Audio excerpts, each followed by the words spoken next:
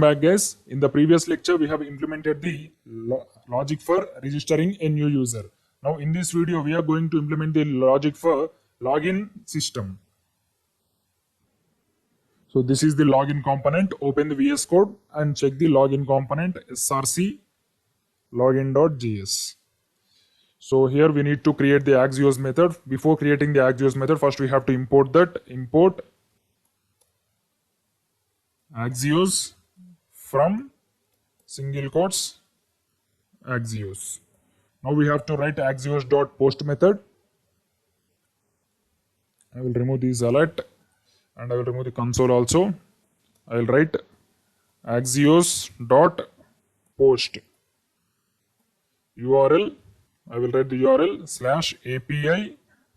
/API/user and the function name is root name is login user. Already we have completed the register user in the last class. Now we are going to implement the login user and we are going to send the data as user object. In this user object there are two properties, username and the password. And write the callback functions, then response CL res, and we will write the second callback function catch. This is for error, err CL error. Now the front end part is completed. Now we have to move to the user root.js and we have to create the one more root which is called as login. So after the register user root, I will create the login user router.post. Here I will write login. And we have to write the callback function request and response.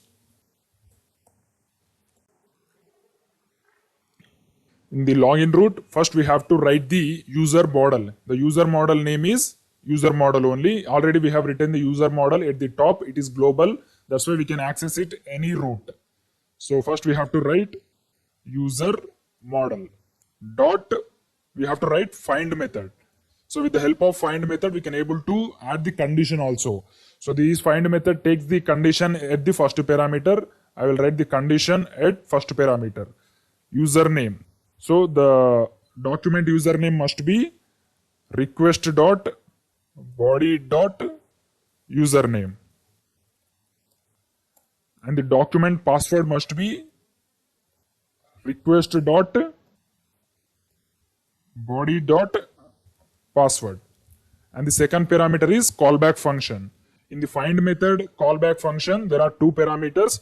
The first parameter is error and the second parameter is documents. Documents means which satisfy this condition, then the documents will be added in this object. First we have to check the error. If there is any error, we have to send the response like something went wrong. If error, response.send something went wrong. If there is no error, we have to check the else condition. First we have to check the length of these documents. Here documents is an array.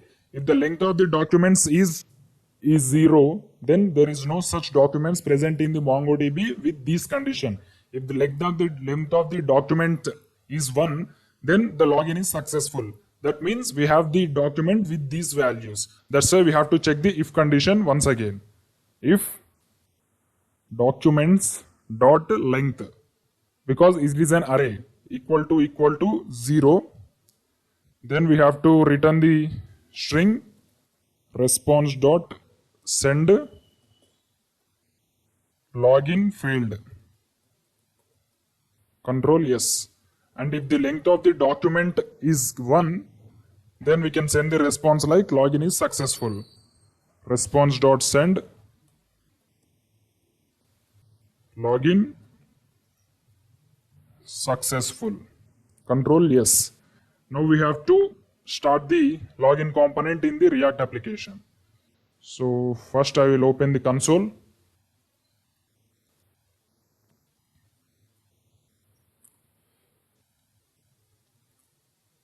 So here we have to write the details, username and password.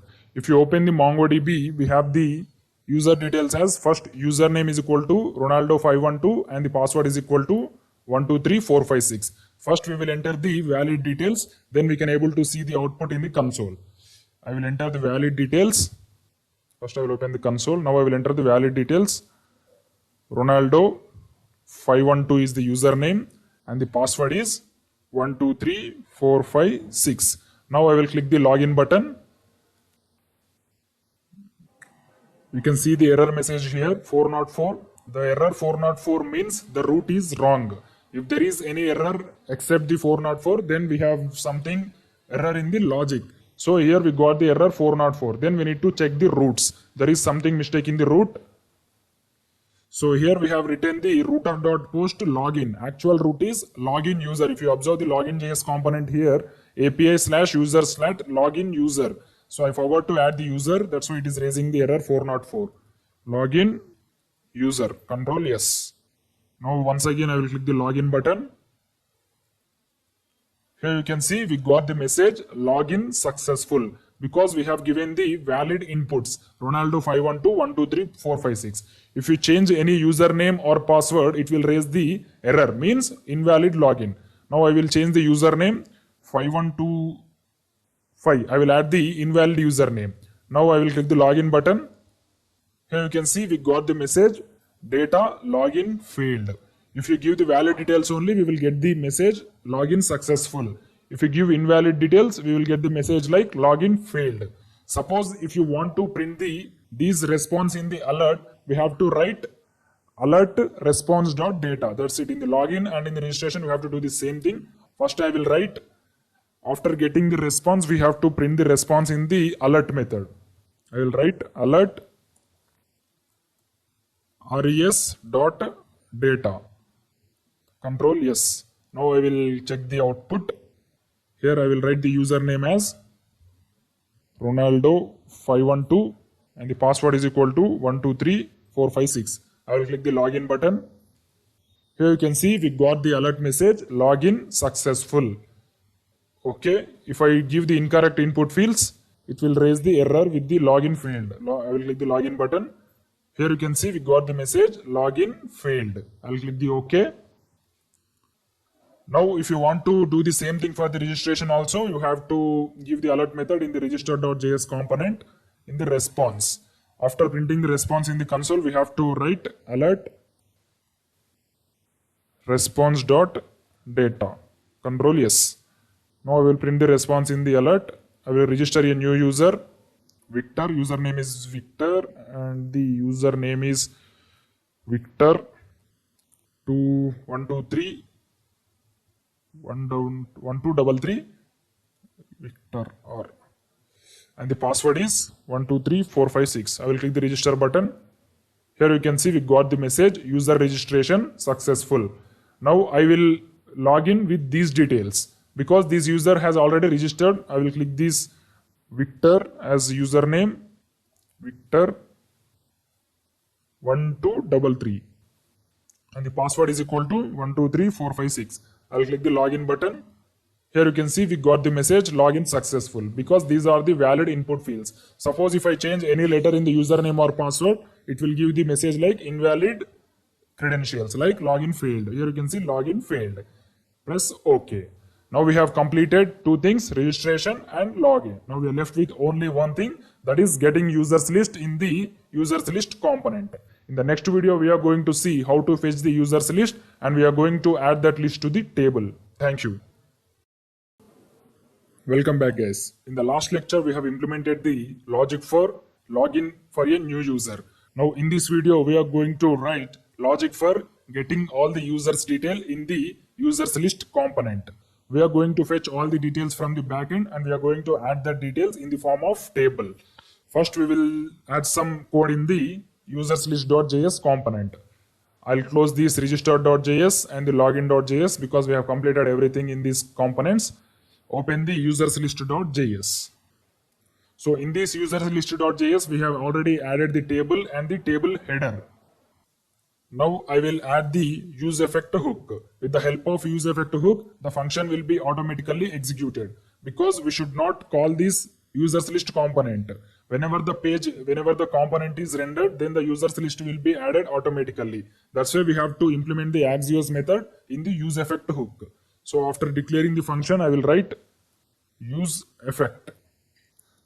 So before writing this use effect hook, first you have to import this. Here, after writing import React, you have to write the use effect in the curly braces. So here it will take the arrow function as the parameter. And at the last, you have to write the empty array, square brackets.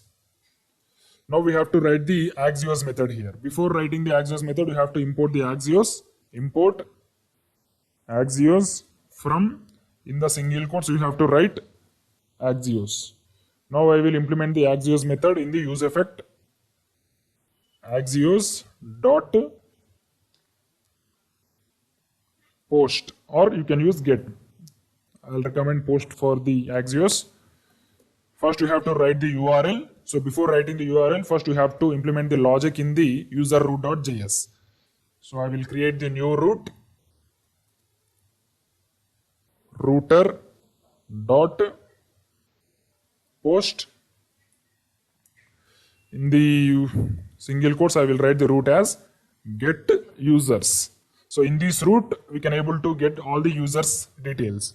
So I will write the callback function with the two parameters, request and response.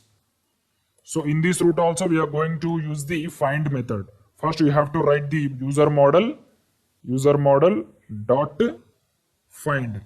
But now we are going to add zero conditions. Because there is no condition, we are going to fetch all the users details. In the login root, we have given the condition with the condition like username is equal to something, password is equal to something. Now there is no condition. We want all the users details present in the MongoDB. That's why we have to write empty array, empty object. Empty object indicates there is no condition. And the second parameter is callback function. Function, error, and the documents. Now we have to write the code here. If there is any error, we have to send the response like something went wrong. Response.send something went wrong. Control yes. And if there is no error, we have to send the all documents to the client. Response.send. Sorry, I will write the else statement. Else response.send, we have to send all the documents. You just need to write documents. So whenever this root is called, then the Node.js server will send all the documents which are present in the user collection. So the Node.js part is completed. Now we have to implement the root here. I'll write API/user/get users. That's it. There is no object for sending here because we are retrieving the details from the backend. That's why we need not to write anything. We just need to write the callback function. Then, so after receiving the response, I will write the response in console res. And if there is any error, we have to write the catch method. Catch error, and I will print the error in the console. CL error. Control yes. That's it. Now I will refresh the page. So whenever you refresh this page, the use effect hook will be executed automatically. Now I will see the output in the console whether it is fetching all the users details or not. If you see the here, we got the object. If you expand this object, we got the users detail. Object.data. If you expand this data, we can able to see all the users details with the ID and the name, username and password. If you expand the document at 0 index, we got the details like name is equal to Ronaldo, password is equal to 123456, username is equal to Ronaldo512. This ID is a primary key for all the documents. It is a primary key. No document is having the same ID. Close the 0 index document and open the 1 index document. Here the name is Michael, username is equal to 987654 and the username is equal to 19989. And I will close this first and I will open this second index. Name is equal to John, password is equal to 123789, username is equal to John444. So we are getting the data with the help of Axios method and the useEffect method. So useEffect is a lifecycle method in functional components which will be called automatically whenever the component is rendered. So whenever the component is rendered, this method will be called. In that method, we have implemented the Axios. That means we are getting all the users' details whenever the component is rendered. Now we are, after getting the details, we have to add the details to the table. So first I will create a hook in the functional component, means userList.js. I will write const users list dot set users list. This is used for updating the users list. Users list. And we have to use useState hook. Initially, the array is empty. And after getting the details, we have to assign the users list to this variable. So I will write set users list response.data, because the array is present in the data. If you observe the console here, sorry, there is useState is not defined. Before using the useState, we have to import it. After writing the useEffect, I will write useState. Control S. Now let's see the output. Here you can see the error has gone. Now I will do the inspect element. Console. You can see here in the data object only, we are fetching all the details of the users. That's why we have to use response.data. So in the local host, I'll write here set users list response.data. Control yes. Now we have to loop through this users list and we have to return the rows for every document. So after completing this useEffect hook, I will create one more variable, const users data. So in this users data, I am going to loop through this users list array and I will return every row for every document. So I will write users list dot map. Here the map function takes object as the parameter. First I will write the arrow function. In these arrow functions you have to write the object. So I will write the object as user, or you can name it obj, etc. So I will write obj only. Now we are going to return row for every object. I will write return tr. Sorry.